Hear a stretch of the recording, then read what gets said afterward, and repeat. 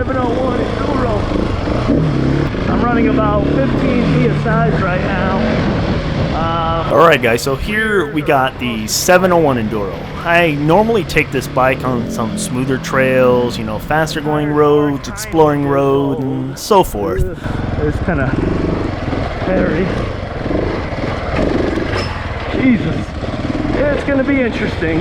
The 701 Enduro really shines on the fast flowy stuff, even more so than like a two-stroke or something, because I don't know if it's just the engine, the weight, whatever it is, but I can go faster on fast flowy trails than my two-stroke. And you will probably notice it too, that I easily pick up speed on the very fast sections, and also now just drop speed when it gets rocky or choppy. I mean, I took the 701 on somewhat rough trails to even tight single track here in Colorado, and this bike really surprises me how well it does for the weight.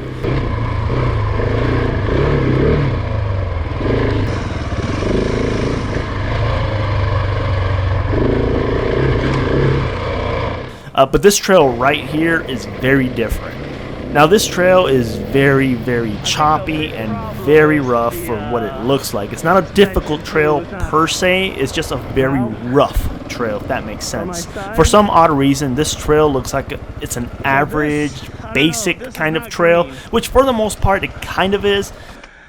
This trail, that one's kind of a green, but even on a quad and side by side, this is not an easy trail. I don't know why in the hell they label it as easy. It's steep.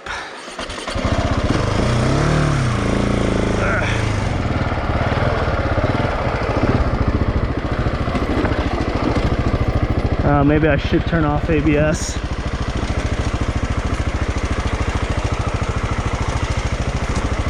Woo.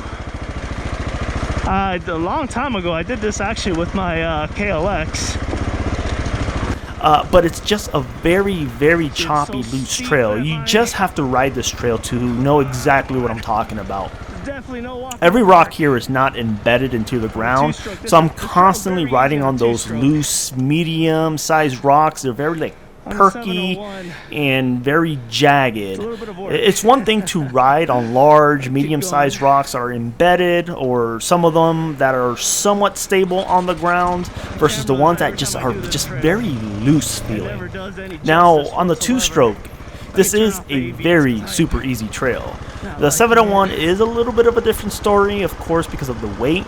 But even on the two-stroke, I don't haul on this trail just because the front can really wash out pretty easy on this terrain. And many of the super experienced guys I ride with too, they all agree with me. They don't really haul on these trails just because it's just so common on this terrain. So it kind of gives you an idea how well the 701 Enduro does. And by the way, my TKC 80s tires are bald. That does not contribute at all to this trail.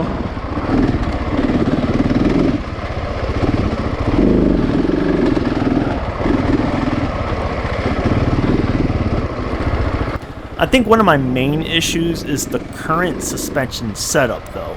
Everything on this machine is completely stock. I have not adjusted the sag to my weight.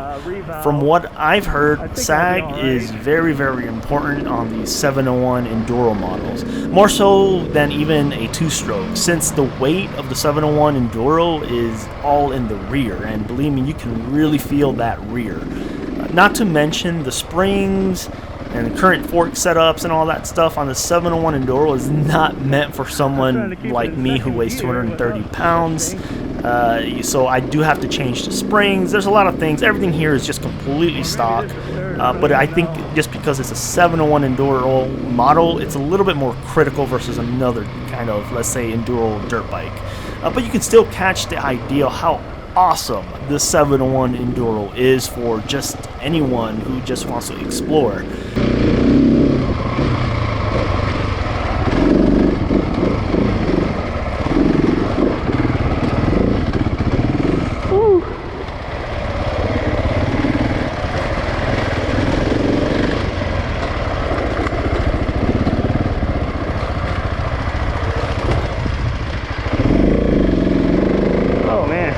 It is a lot of fun. I was gonna say too, like, you know, if you only have one selection of bike, you know, and this is kind of your thing, like, man, if you get good, that good on the 701, and just, you know, your overall riding skills, whew, this thing can really take you anywhere you want. But I'm not that good of a rider to be doing this. Now, these are actual legitimate 50-inch ATV trails in an area called Penrose Commons in Colorado. I ride here a lot during the wintertime, just because it's very canyony, deserty. So the 701 Enduro, most people buy it just to, you know, explore in the back roads. But this trail, you know, has a lot of elevation gain, a lot of loose rocks, and it does really well for what it is. I am very surprised. So I could only imagine how well this machine would do if with the current, you know, small little suspension setup.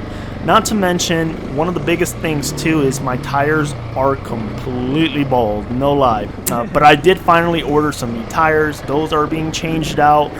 So I'll do another review with, you know, some good proper off-road tires. To me.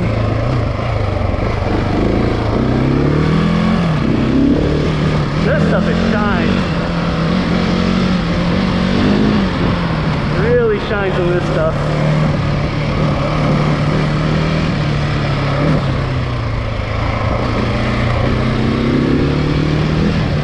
Anyhow, guys, just go ahead and subscribe if you want to see some awesome Colorado trails and stuff like that.